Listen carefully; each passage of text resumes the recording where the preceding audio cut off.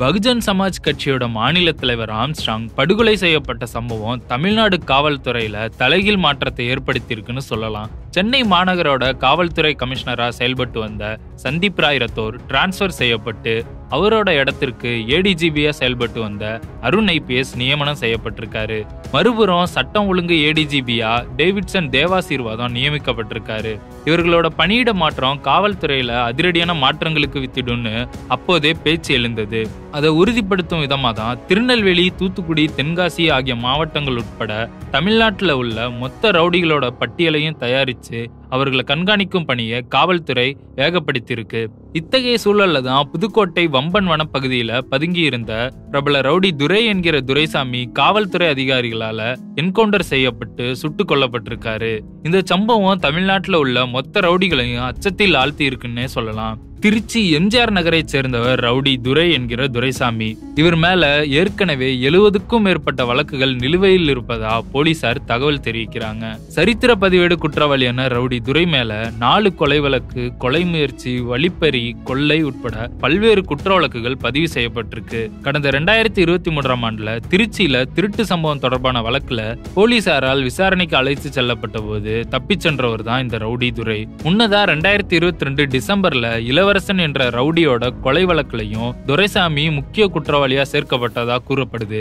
இத்தகைய சூழல்ல தான் திருவரங்குளம் காட்டு பகுதியில துரைசாமி ஆயுதங்களோட சுற்றி திரிவதா காவல்துறைக்கு ரகசிய தகவல் கிடைச்சிருக்கு. பின்னர் அந்த இடத்துக்கு போய் போலீஸ் தேடி பார்த்துட்டு இருந்தப்போ ரவுடி துரை அவர்களை தாக்க முயற்சி செஞ்சிருக்காரு.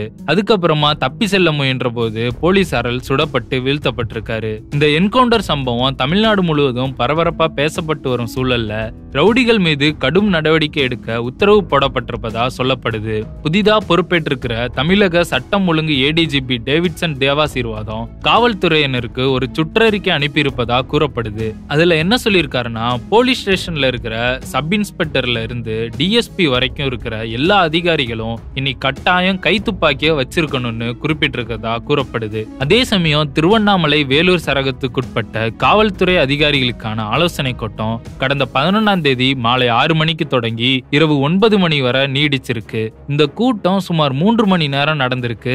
இதுல சட்டம் ஒழுங்கு ஏடிஜிபி டேவிட்சன் தேவாசீர்வாதம் பேசின தகவல்கள் பற்றி செய்தி வெளியாகி இருக்கு. அதுல என்ன சொல்றாங்கன்னா, போலீஸ்காரங்க ஏன் லத்தியவே மறந்துட்டாங்க, அதிகாரிகள் ஏன் துப்பாக்கியே வச்சுக்கிறது இல்ல, இனிமே லத்தியையும் கை துப்பாக்கியும் உங்க கூடவே வச்சுக்கணும், லத்தி துப்பாக்கியை எந்த நேரத்துல எப்படி கையாளணும்னு பயிற்சி அளிக்கணும், சப் இன்ஸ்பெக்டர்கள் தாங்கள் பணியாற்றும் எல்லைக்குள் வசிக்கும் மக்கள் மத்தியில சிறப்பான பெயரை எடுக்கணும், அந்த அளவுக்கு பணியாற்றணும் அப்படின்னு சொல்லியிருக்காரு. அது மட்டும் இல்லாம தமிழ்நாட்டுல மொத்தமா 800 டிஎஸ்பிகள் பணியாற்றுறாங்க. இதுல 250 பேர் உட்கோட்டங்கள்ல பணியாற்றுறாங்க. இவர்கள்ல யாராவது தங்களோட பணியை முறையா செய்யலன்னா சுழற்சி முறையில பணியிட மாற்றம் செய்யப்படுவாங்க. இனிமே காவல் நிலையத்தின் பொறுப்பு அலுவலர்கள், இன்ஸ்பெக்டர்கள், டிஎஸ்பிகளோட பணித்திறனுக்கு ஏற்ப மதிப்பெண் வழங்கப்பட்டு அதற்கேற்ப பணியிட மாற்றம் செய்யப்படும் சொல்லியிருக்காரு. அது மட்டும் இல்லாம கொலை குற்ற வழக்குகள்ல உண்மையான குற்றவாளிகளை மட்டுமே கைது செய்யணும். அரசியல் ரீதியான புகார்கள் ஏதாவது வந்தா வழக்கு பதிவு செஞ்சுட்டு கைது நடவடிக்கை எடுக்கணும். ஏன் கைது நடவடிக்கை எடுக்கிறீங்கன்னு கேள்வி வந்ததுன்னா அதற்கான பதில அதிகாரிகள் தெரிவிக்கணும். அரசியல் அழுத்தங்களுக்கு அதிகாரிகள் பணிஞ்சு விடக்கூடாது.